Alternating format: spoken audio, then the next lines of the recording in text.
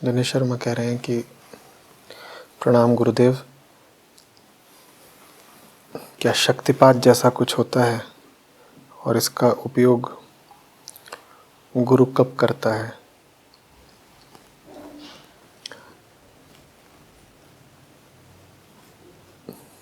गुरु शक्तिपात का उपयोग नहीं करता।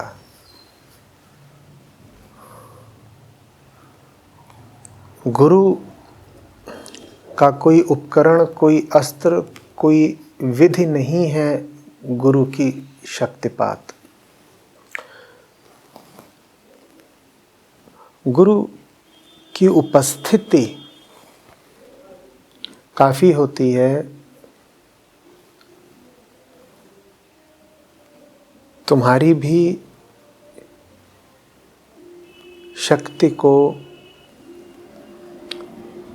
शिवत्व में स्थापित कर देने के लिए, मन को हृदय के करीब ला देने के लिए।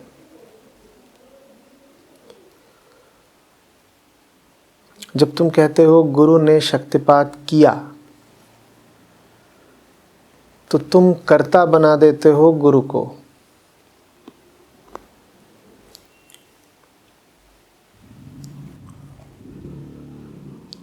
तुम नियंत्रक बना देते हो गुरु को। ऐसा लगता है जैसे गुरु की महानता है कि उसने शक्तिपात किया, पर वास्तव में गुरु को महान कहने के बहाने तुम गुरु को जिम्मेदार ठहरा रहे हो अपनी शक्तिहीनता का भी। तुम कह रहे हो कि शक्तिपात का सामर्थ्य गुरु को है, तो अगर हम अशक्त हैं तो इसमें भी हमारा क्या दोष? जब कोई बाहरी ताकत, चाहे गुरु हो चाहे दैव हो, शक्तिपात करेगी, तब हम भी जागृत हो लेंगे।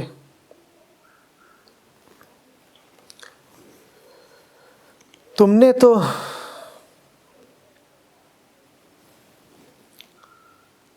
सब कर्तव्य गुरु के ऊपर रख दिया और खुद अपनी जागृति के प्रति जिम्मेदारी से हाथ धो लिए।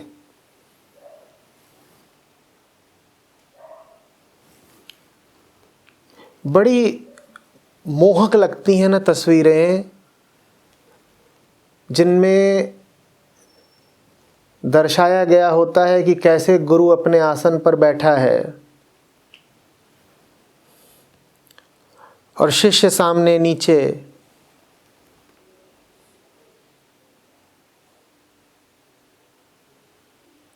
और गुरु के स्पर्श से शिष्य को शक्तिपात हो रहा है, या गुरु के सानिध्य से। ऐसी समस्त छवियों में गुरु तो अलंकृत हो जाता है, महिमा मंडित हो जाता है। देखना कि ऐसी सारी छवियों में गुरु शांत, शक्तिशाली, सामर्थ्यशाली, करीब करीब ईश्वर की भांति बैठा होगा, और शिष्य वो दीनहीन है, दुर्बल है, वो आकर के चरणों में बैठ गया है। वो कह रहा है आप जो देंगे वो मैं ले लूंगा। ऊपर ऊपर से देखोगे तो ये विनम्रता लगेगी कि शिष्य बड़ा विनम्र है, गुरु पर निर्भर है, गुरु के सामने नमित है शक्ति के लिए। लेकिन मैं तुमसे कह रहा हूं कि इस प्रकार की सभी छवियां अहंकार की चाल हैं। तुम अपने आप को आश्वस्त कर देना चाहते हो कि अगर तुम्हारा जीवन अशक्त है तो इसलिए है कि तुम्हें अभी तक कोई गुरु नहीं मिला इस काबिल कि तुम्हें शक्ति का वरदान दे सके। ठीक है ना? और फिर तुम खोजते फिरते हो कि सही गुरु मिल जाए तो हमारे भी जीवन में शक्ति का अभ्युदय हो। लुंज पुंज पाते हो खुद को, तो खुद को जिम्मेदार ठहराने की कोई ज़रूरत नहीं, भाग्य को दोष दे सकते हो। हम क्या करें, हमें अभी तक वो मिला ही नहीं। हम क्या करें, हम पर अभी तक कृपा हुई ही नहीं। है ना? शक्तिपात इत्यादि की उन छवियों में मत आ जाना, बहक मत जाना।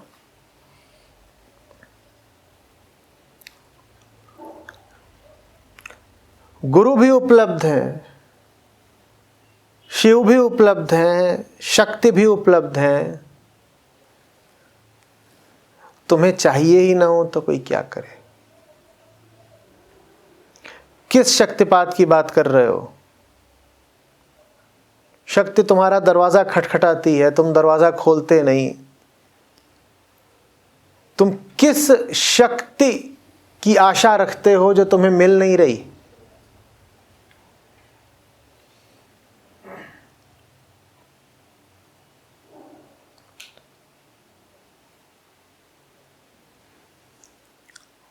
कुछ नहीं होता शक्तिपात। तुम्हारी बुद्धि ठिकाने आ जाए, यही शक्तिपात है।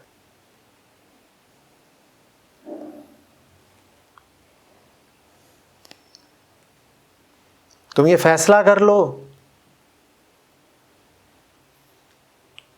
कि जीवन ऊर्जा सीमित है और समय सीमित है, इसीलिए ऊर्जा को सही दिशा में ही बहना चाहिए, यही शक्तिपात है।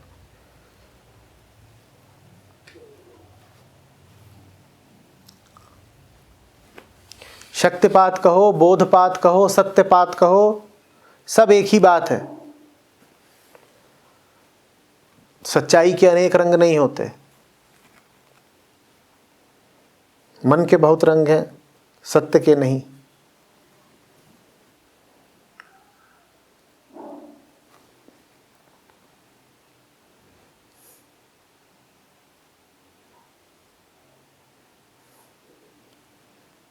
तुम एक मोबाइल की भांति हो जिसमें कचरा भरा हुआ है। ऐसा मोबाइल जो आप अपना उपयोग करता है, और वो अपना उपयोग भी सिर्फ व्यर्थ चर्चा, निंदा और विध्वंसात्मक कामों के लिए करता है। उस मोबाइल में तरह तरह की एप्लीकेशंस हैं। मान लो व्हाट्सएप, उसको तुम खोलो तो उसमें तुम्हें क्या दिखाई देगा? कचरा। 50 लोगों से बात करी है, पर जो ही बात करी है वो क्या है? कचरा। उसमें वीडियो हैं, उसमें ऑडियो हैं, उसमें चित्र इत्यादि हैं। उनको तुम सबको खोलो तो तुम्हें क्या दिखाई देगा? कचरा। और ये मोबाइल मशीन मात्र नहीं है, इसमें अहम है, इसमें स्व और मैं की भावना है। ये अपने चलाए चलता है। इसकी बुद्धि कहती है मैं अपनी जिंदगी खुद निर्धारित करूंगा। ये ऐसा मोबाइल है, कचरे से भरा हुआ और अहम की अकड़ से युक्त। ये कहता है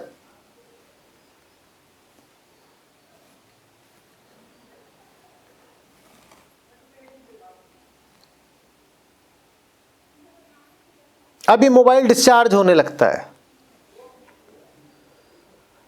और इस मोबाइल में चूंकि कचरा भरा हुआ है, जैसे हमारे मन में कचरा भरा होता है, इसीलिए इस मोबाइल का विचार यह है कि गुरु शक्ति अर्थात एनर्जी का कोई स्रोत है जो इसको चार्ज कर देगा।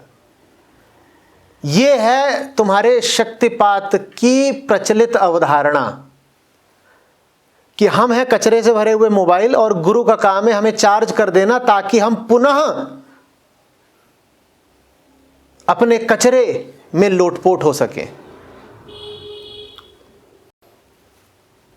एक घटिया मोबाइल जिससे सारे घटिया काम ही होते हैं, उसको अगर तुम एनर्जी, शक्ति दे भी दोगे तो उससे क्या काम होते रहेंगे?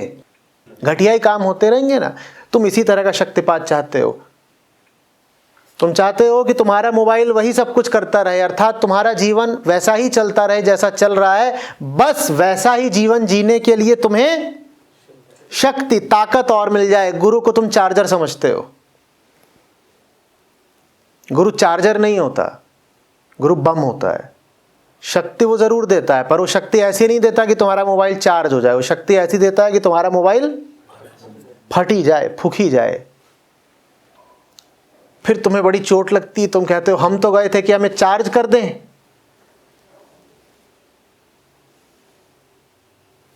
देखते चार्जर ऊपर लगाओ, मोबाइल नीचे लेटाओ। यही तो तुम्हारी शक्तिपात की अवधारणा है। ये गुरु जी है, नीचे शिष्य जी हैं, शक्तिपात चल रहा है, बिल्कुल शक्तिपात चल रहा है। और थोड़ी देर में जब शिष्य जी चार्ज हो जाएंगे तो गुरु जी से कहेंगे नमस्कार, आपने चार्ज कर दिया इस बात के, ये लो 5 रुपये और अब हम चले। कचरा हमारा इंतजार कर रहा है। ये तो तुम्हारी इच्छा रहती है, इसलिए तो तुम गुरु के पास जाते हो।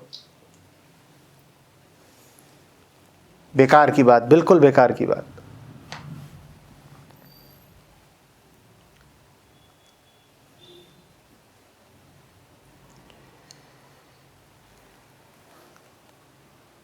वास्तविक बदलाव तब है जब तुम इस कचरे से मुक्त हो जाओ।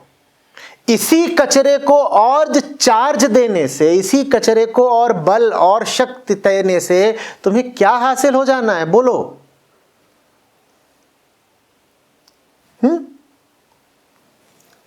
ये कमलेश इधर आ। ये हो कर दिया शक्तिपात, अभी क्या करेगा? पहले 2 को गरी आता था, अब 4 को गरी आएगा। शक्ति दूनी हो गई।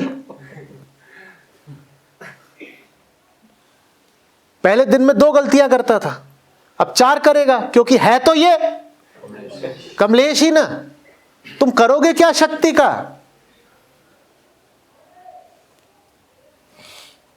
हाँ,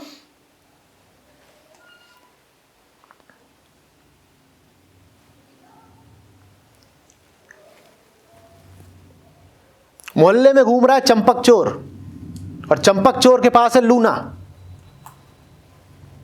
और लूना है 5 हॉर्स पावर की। वो भी मरियल हॉर्स। 5 हॉर्स पावर की लूना लेके घूम रहा है चंपक चोर। तुमने कर दिया शक्तिपात तो 5 हॉर्स पावर बढ़ के हो गए 50 हॉर्स पावर। चंपक चोर के पास बढ़िया भारी मोटरसाइकिल आ गई, वो क्या करेगा? और बड़ी चोरी करेगा। तुम्हारा तात्पर्य कभी आमूल परिवर्तन से होता है? तुम्हें चाहिए चीजें किसके लिए? अपने लिए। अपने को अपने जैसा बनाए बनाए अपनी ही आकांक्षाओं की और पूर्ति के लिए। तो इसीलिए शक्ति शब्द बड़ा आकर्षित करता है। पावर, देखा नहीं है राजनेताओं को पावर के लिए कितना? वैसे ही तुम शक्ति, क्या करते हैं हम? शक्ति की आराधना करते हैं। करोगे क्या? सर फोड़ना है उसका।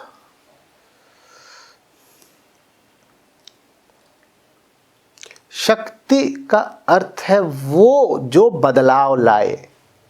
ठीक, वो जो बदलाव लाए। ये यहां रखा है, इसको उठा करके यहां रखना, इसके लिए मुझे चाहिए बल। शक्ति माने वो जो बदलाव लाए। सबसे पहले किसे बदलना चाहिए? तुम्हें बदलना चाहिए ना। तुम बदलने के प्रति बड़े विरोध से भरे हुए हो। अब लौट आओ आज की मेरी पहली बात पर। मैंने कहा गुरु भी उपलब्ध है, शिव भी उपलब्ध है, शक्ति भी उपलब्ध है। वो सब तुम्हें चाहिए क्या? क्योंकि वो तुम्हारे जीवन में आएंगे तो बड़ा परिवर्तन आएगा, और तुम परिवर्तन के प्रति विरोध से भरे हुए हो। वास्तविक शक्तिपात तुम होने नहीं दे रहे, खुद ही नहीं होने दे रहे, और जिम्मेदार ठहरा रहे हो गुरु को। गुरु उपलब्ध नहीं है अभी, गुरुदेव रीझे नहीं हम पर। और कलयुग है, सच्चे गुरु मिलते नहीं है, तो शक्तिपात कौन करे? तो इसलिए हमारी जिंदगी खराब चल रही है, क्योंकि कलयुग है, क्योंकि सच्चे गुरु उपलब्ध नहीं है।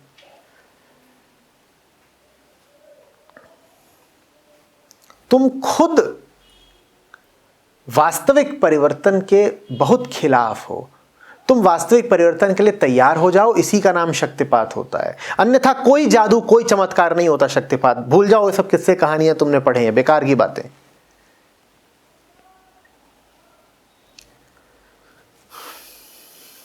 और जो तुमने हालत कर रखी, हमने कहा उसी हालत में अगर तुमको और चार्जिंग मिल गई तो तुम और ज्यादा कुकृत्य करोगे।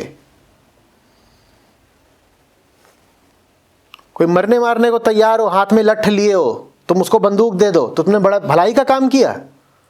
दे तो दी तुमने उसे शक्ति, बड़ा अच्छा कराइए।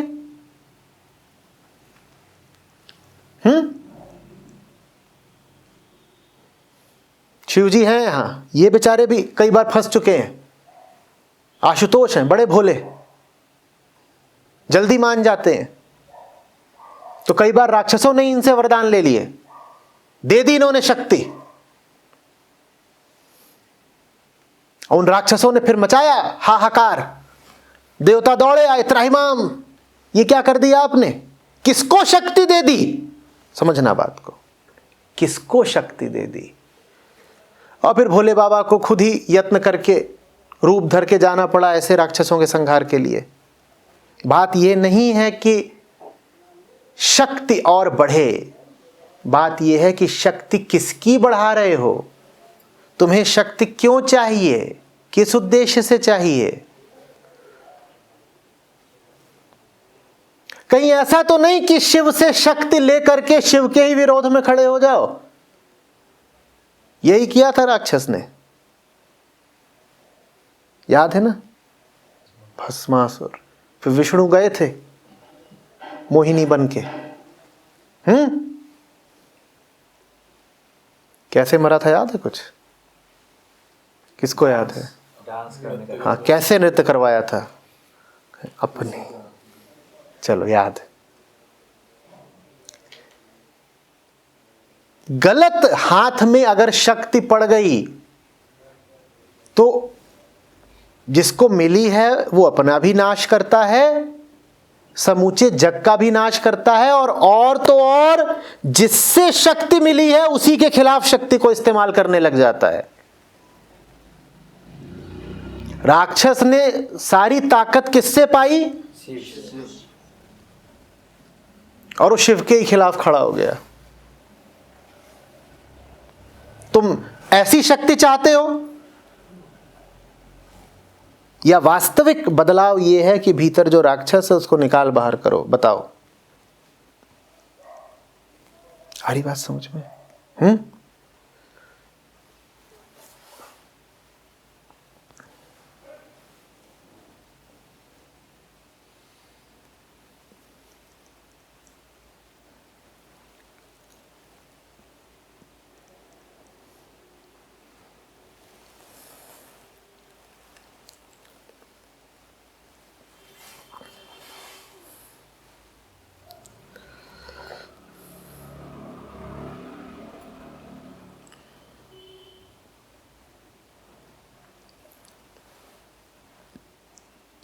फिर कह रहे हैं कि क्या कभी इस यात्रा में वो पड़ाव आएगा जब पूर्ण विश्राम में स्थित हो जाऊंगा।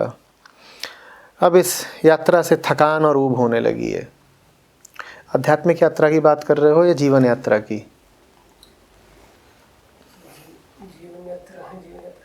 जीवन यात्रा।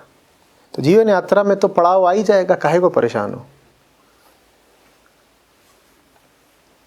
और थक रहे हो तो कोई बात नहीं, बहुत लंबा समय मिलेगा सोने के लिए। मस्त होके सोना, कोई उठाने नहीं आएगा। और कोई उठाने आए भी तो उठ मत जाना, लोग भूत भूत करके पछियाएंगे।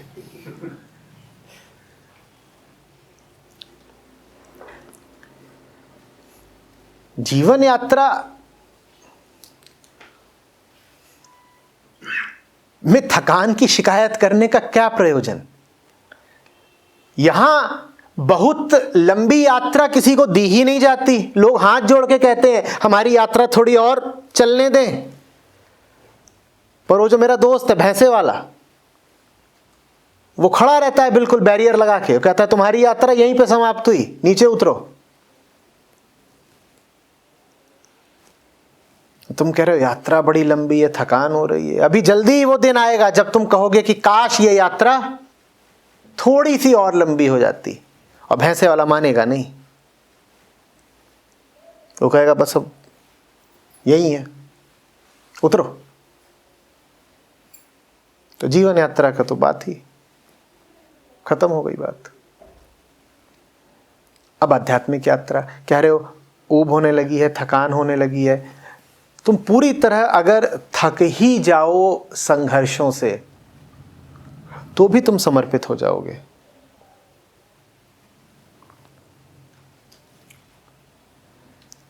दो तरीके होते हैं जीवन को निर्द्वंद बना लेने के। निर्द्वंद समझते हो? ये द्वंद है। द्वंद माने घर्षण, लड़ाई, विरोध की स्थिति। जीवन में निर्द्वंदता लाने के दो तरीके होते हैं। या तो समस्त विरोध को समाप्त कर दो, जो कुछ सत्य के आड़े आता हो वो मिट ही जाए, या फिर तुम इतने लघु, इतने छोटे, इतने सूक्ष्म, ऐसे शून्य हो जाओ कि बड़े से बड़ा विरोधी भी तुम्हारा विरोध कर ना पाए। बात समझना। तुम अगर एक चट्टान हो तो तुम्हें रोका जा सकता है ना, क्योंकि तुम बड़े हो, तुम कुछ हो, तुम्हारी एक हस्ती है और तुम्हारा एक वजन है। पर तुम अगर हवा का एक परमाणु हो तो क्या तुम्हें रोका जा सकता है? चट्टान जिधर को चलेगी बड़ा विरोध पाएगी, पाएगी ना। हवा जब बहती है तो विरोध पाती है क्या? तो अध्यात्म के युद्ध को जीतने के फिर दो तरीके होते हैं कि या तो इतने बड़े हो जाओ कि तुम्हारे सामने जो ताकतें हैं तुम उनको कुचल कर रख दो, या इतने छोटे हो जाओ कि कोई तुम्हारा विरोध ना कर पाए। बहती हवा का विरोध कोई नहीं कर सकता। कर सकता है? बड़े से बड़ा पहाड़ खड़ा कर दो, वो हवा को रोक पाएगा क्या? रोक सकता है? पहाड़ पहाड़ को रोक देगा, पहाड़ इंसान को रोक देगा, पर महीन झीनी हवा उसे नहीं रोक पाएगा ना।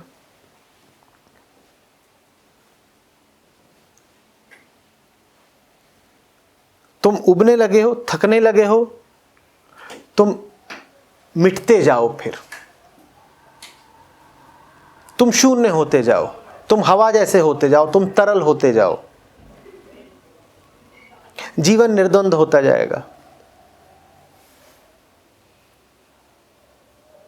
विरोध भी तो किसी भी चीज का तब करोगे ना जब उस चीज से तुम पर कोई असर पड़ता हो, प्रभाव पड़ता हो, उस चीज से तुम्हें कोई अपेक्षा हो।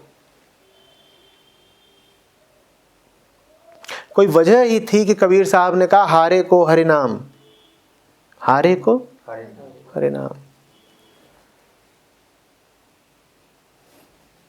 हारा तो हरि से मिले, जीता जम के द्वार। उनका हार जाओ। और यही कबीर साहब कहते हैं कि सूरमा बन के भिड़ जाओ और जीत जाओ। ये कैसी बात? कभी हारने का बताते हैं, कभी लड़ जाने का बताते हैं। ये दोनों ही मार्ग हैं। या तो ऐसे सूरमा हो जाओ जिसे थकान ही नहीं, जो कह रहा है सर भी कट गया तो हम थके नहीं, हम लड़े रहेंगे, या हार ही जाओ, पूरी तरह हार जाओ। अब राम जीता, तुम हारे।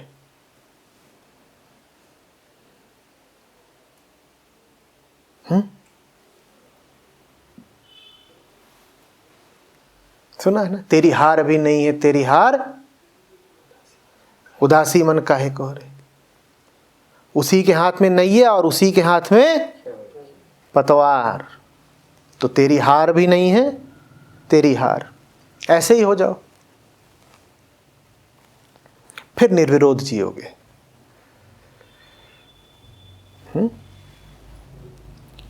ये दो अलग अलग तरह के चित्त हैं। एक है जवानी से भरा हुआ, शौर्य से भरा हुआ, तेज से भरा हुआ, उसको तो आगे बढ़ना चाहिए, जमकर संघर्ष करना चाहिए। और दूसरा है जो प्रौढ़ हो चला है, उसको मिट जाना चाहिए, जैसे प्रौढ़ों की नियति होती है मिट जाना। उसे जीवन में अब निर्विरोध जीना चाहिए, जो है सो है, कोई दिक्कत नहीं, ऐसा ही है।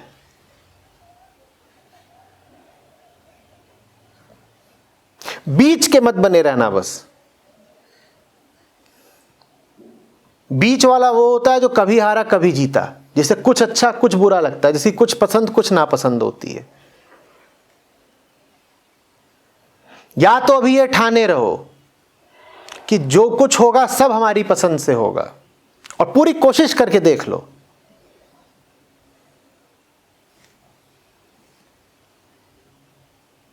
या फिर हार ही मान लो, कह दो कि जब सब कुछ हमारी पसंद से हो ही नहीं सकता, तो फिर हम कोई भी इच्छा आकांक्षा रखें ही क्यों, आधा अधूरा जिए ही क्यों।